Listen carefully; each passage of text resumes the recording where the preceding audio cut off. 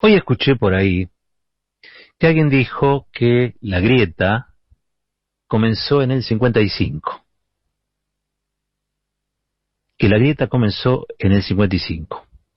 En el 55, con el bombardeo, en realidad, lo que nació fue la derecha terrorista en la Argentina. Cuando hablan de grieta, me suena a teoría de los dos demonios. Hay una grieta, hay una rajadura, que divide a dos bandos o divide dos formas de ver el mundo. ¿Mm? Es legítimo y hasta creo que se puede reivindicar la grieta, porque uno puede trazar una grieta entre la gente que piensa un modelo de país con la gente afuera y entre gente que piensa un modelo de país con toda la gente adentro. Bueno, hay una grieta entre una visión y la otra, sí. Ahora, el bombardeo con 9, 10 toneladas de explosivos, el ataque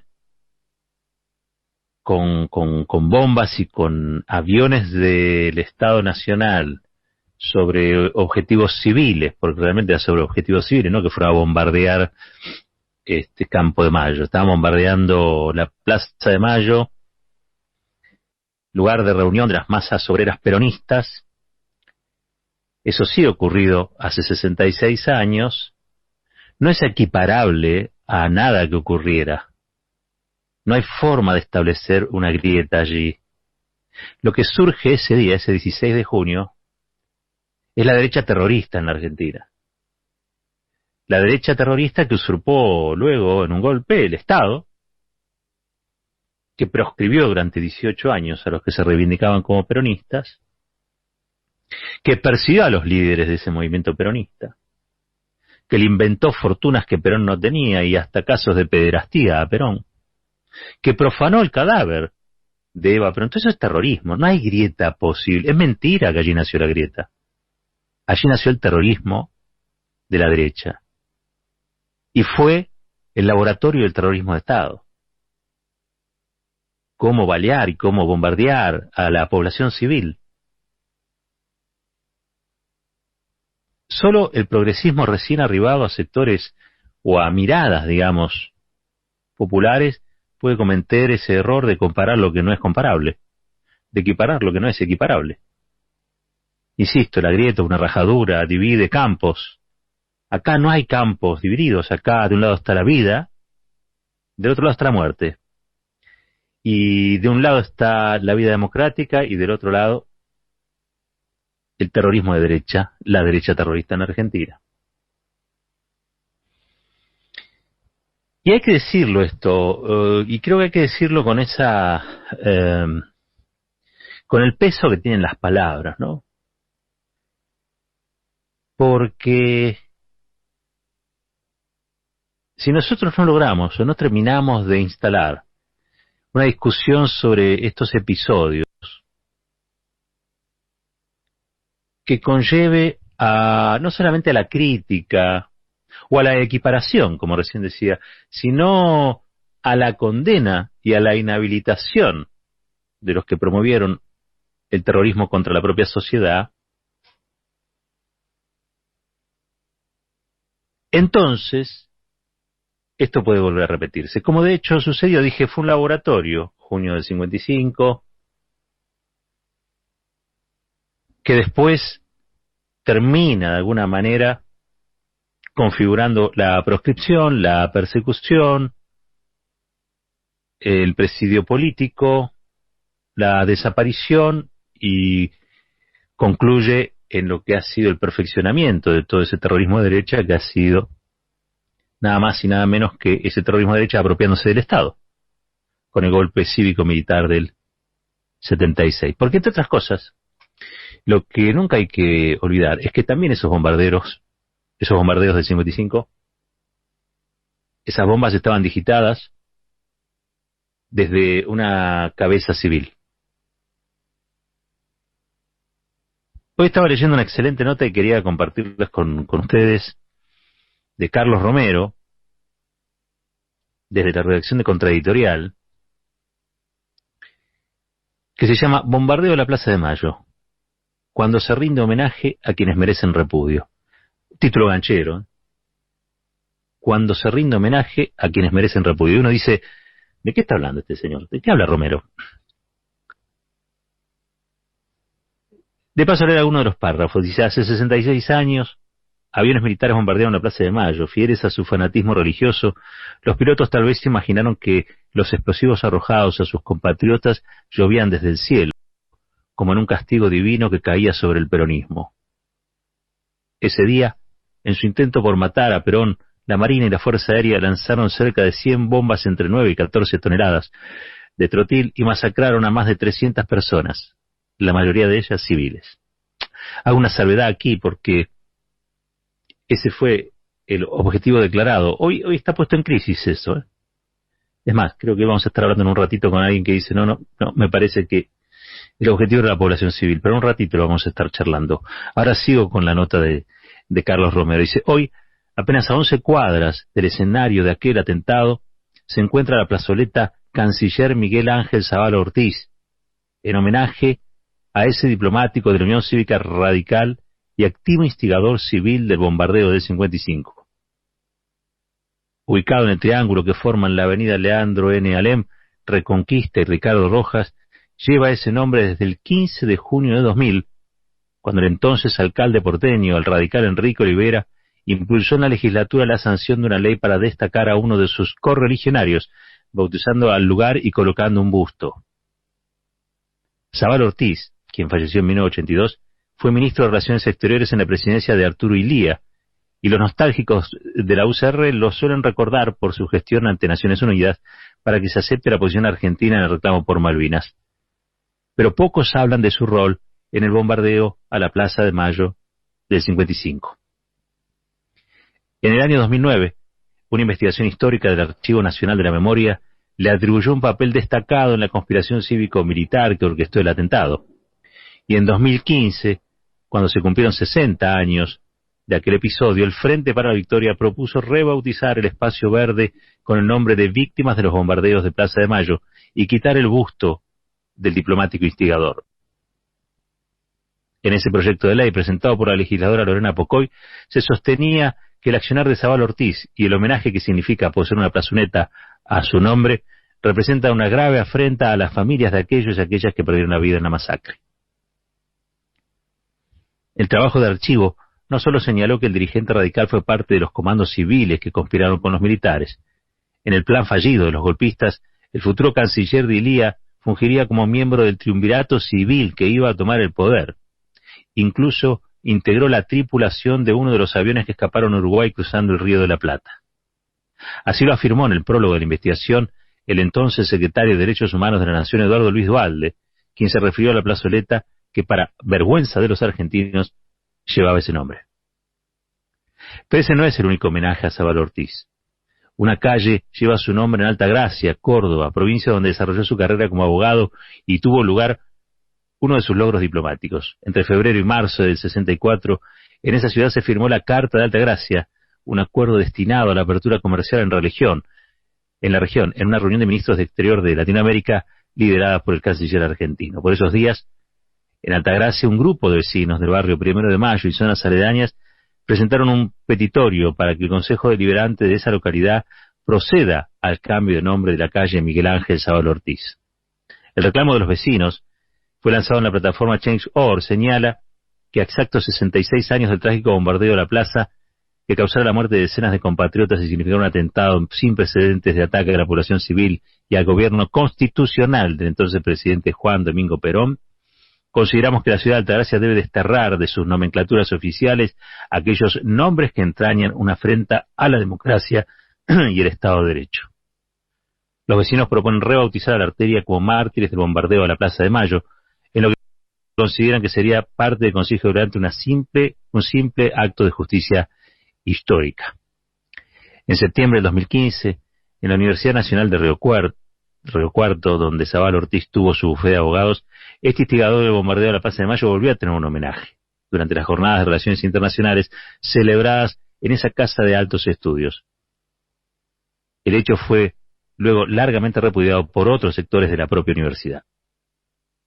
En 1978, el ministro de Ilía había sido uno de los fundadores del Consejo Argentino para las Relaciones Internacionales, un organismo creado por la dictadura cívico-militar del cual llegó a ocupar la vicepresidencia en 1982 durante un breve periodo. El sociólogo e investigador del peronismo Roberto Baschetti sostuvo que Zabala Ortiz llegó a volar en una de las naves que lanzaron explosivos. El único civil que tuvo el triste privilegio de participar en los aviones que bombardearon Plaza de Mayo y que luego de tirar su carga mortífera huyeron a Uruguay, aseguró Baschetti. En el 55, el abogado es uno de los organizadores de los comandos civiles que, entre otras funciones, iban a asistir por tierra a los infantes de marinas que debían copar la Casa Rosada tras el fuego aéreo. Los que demoraron el ataque hicieron que esos comandos no entraran en acción. Junto a Adolfo Vicchi, del Partido Conservador, el dirigente radical también se le atribuye la autoría de la proclama mesiánica emitida por Radio Mitre al momento del ataque, donde se anunciaba: argentinos, escuchad este anuncio del cielo volcado por fin sobre la tierra argentina, el tirano ha muerto, nuestra patria desde hoy es libre, Dios sea loado.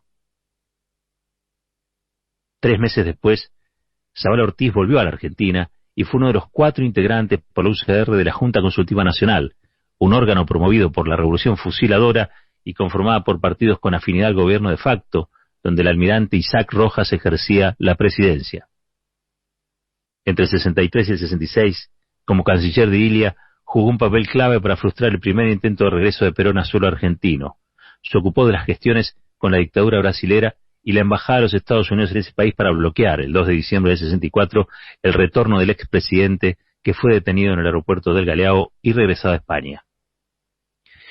Termina, último párrafo de la nota de Carlos Romero en Contra Editorial. Esta es la oscura foja de servicios del personaje al que se le rinde homenaje en una pintoresca plazoleta porteña, por la que los vecinos y las vecinas de la ciudad de Buenos Aires pasan a diario. Por eso el título de esta nota era Cuando se rinde homenaje a quienes merecen repudio. ¿Dónde ponemos a Zabala Ortiz?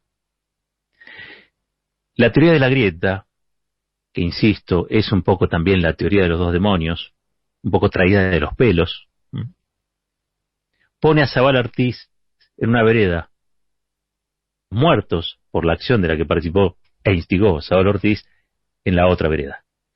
En una vereda se apilan los cadáveres, en la otra se apilan los homenajes, se apila la posibilidad de ser canciller luego de matar al propio pueblo, se apila el prestigio que supone que alguien celebre un homenaje a quien se lo considera destacado en su área, en su rubro, o al que se le reconocen los aportes que ha hecho a la historia nacional. Ese es uno de los grandes problemas que tenemos, me parece a mí. Participar de la creencia colectiva que, olvidando los crímenes, las cosas solo o solas se remedian o se reparan. Madres, abuelas e hijos han demostrado, y también Néstor Kirchner cuando ha pedido perdón en nombre del Estado argentino, que la única reparación posible es el señalamiento, el juicio con todas las garantías y la condena de aquellos partícipes de crímenes contra el pueblo argentino. Murió en el 82. Y probablemente si lo suyo hubiera sido un delito menor, nadie se acordaría. Pero hoy lo estamos trayendo porque los Zabala Ortiz se han multiplicado. Los Zabala Ortiz se han multiplicado y han penetrado en distintos lugares, en distintos estratos, desde los cuales nos dicen que en realidad lo pasado está pisado. Mejor dejarlo donde está, mejor dejar el busto de Zabala Ortiz donde está. Dejar el busto de Zabala Ortiz donde está emplazado, no aprendimos nada. Eduardo Luis Duhalde vivió atentados, persecuciones, amenazas, se tuvo que exiliar. Con Néstor Kirchner llegó a ser secretario general de la Nación. Pudo hacer ahí un libro, hasta ese momento no existía, sobre los bombardeos de la Plaza del 55. Un aporte inmenso de Eduardo Luis Duhalde. Desde el Estado también, como antes lo había hecho desde su propia militancia. a ras del suelo. Que esa vocación por la justicia en lo profundo de la sociedad, sectores que equiparan cuestiones que no son equiparables, sigan proveyendo algún mapa de equilibrio a esta injusticia histórica, difícil que Argentina mejore. Todos se llenan la boca diciendo que Argentina hay que ponerla de pie, que todos quieren una Argentina mejor, que hagamos cosas distintas. O del 2003 al 2015 se hicieron cosas distintas, se obtuvieron resultados distintos, mejores. Mejores. Hay gente que es a mí de comprender que lo sucedido allí esa tarde, el día de los bombardeos, fue algo mucho más grave, el bombardeo a Guernica. Pero hay que decirlo, pasados tantos años, 66, lo que vino después, el silenciamiento, el olvido, la invisibilización, la justificación, fue todavía más grave de lo que había pasado. ¿Sabe cuánta gente murió en la plaza? Hay 308, 309, sí confirmados, sí identificados, pero otros dicen que fueron el doble. Si inmediatamente después de un golpe militar, 18 años de proscripción, ¿cómo saber si por miedo durante esos 18 años las propias víctimas, las familias, demasiado y ni reclamar justicia, porque no querían terminar así? ¿Por qué? Porque el terrorismo es esto, meter terror. Del atentado terrorista. Allí nace la derecha terrorista en la Argentina. Terrorista acta con sus tropelías sobre el cuerpo doliente de una nación y de su pueblo. Hoy todavía estemos justificando a Zabala Ortiz. Es como reivindicar a Ilía en un otro lugar que no sea su forma en la que fue eyectado el poder. Cuando uno mira a Ilía, según la historia construida en todos estos años, uno tiene que ver a un radical probo, honesto, que fue volteado por los laboratorios, factores de poder. Todo eso es cierto, pero también es cierto que Ilía llega a presidente producto de la proscripción del peronismo. Y que, si bien algunos dicen que quiso modificar esa situación, y que por eso fue empujado, fue echado de la Casa de Gobierno, eso no mejora la historia. En todo caso lo mejora Ilía, particularmente, personalmente, lo exime si se quiere de la responsabilidad individual, pero lo cierto es que hubo una responsabilidad allí que lo excede a Ilía, y que fue haber aceptado que durante esos 18 años el peronismo estuviera proscripto, como lo aceptaron otros. Es más, como se termina constituyendo en la versión oficial que cuenta la historia de esos 18 años de proscripción como si fuera una fatalidad climática. Esto lo ha hecho hasta Félix Luna, lo ha hecho Alperindongui. Toda esa historiografía liberal que se han cansado de buscarle justificación a lo que saben que no tiene justificación. No hay ninguna justificación. No hay forma en que puedan explicar sus crímenes. Tendrán modales que son mejores que los de otros. Tendrán buena educación. Habrán estado convencidos de cometer los actos que cometieron. Pero ¿sabe qué? El 16 de junio del 55 nació la derecha terrorista en Argentina. Y esa derecha terrorista no vino para imponer ninguna democracia, al contrario. Lo que vino fue imponer un régimen de dominación. Pero como son inteligentes, saben que cualquier régimen de dominación tiene que estar acompañado de un régimen de justificación de esa dominación. Entonces reescribieron la historia. Y le quieren endilgar a la indocilidad peronista, al autoritarismo de un coronel, los crímenes que ellos mismos cometieron. Argentina va a ser un país mejor, donde en el lugar en el que hoy está emplazado el busto de Zabal Ortiz, aparezca una leyenda firmada por la Unión Cívica Radical, por el socialismo, por los que participaron de ese golpe, por los que construyeron esa posibilidad horrible, cruel y violenta para el pueblo argentino, con una placa que diga que los argentinos nos perdonen. Perdón, perdón, perdón, es todo lo que tienen que decir. Pero por supuesto, asumir que han hecho eso en la cabeza de ellos supone una resignación de poder, porque han construido su poder sobre la falsedad, sobre el crimen, y cualquier verdad los demuestra como son, cobardes. Han sido cobardes. Han sido cobardes en el 55, como han sido cobardes en el 76, como son cobardes hoy mismo. Incapaces de poder mirar a los ojos a millones de argentinos y argentinas diciéndole la verdad. Porque el día que digan la verdad van a estar obligados a pedir perdón. Y en esa cabeza que tienen, pedir perdón los convierte en estatuas de sal. 26 minutos pasaron de las 7. Esto es Fuerte y al Medio.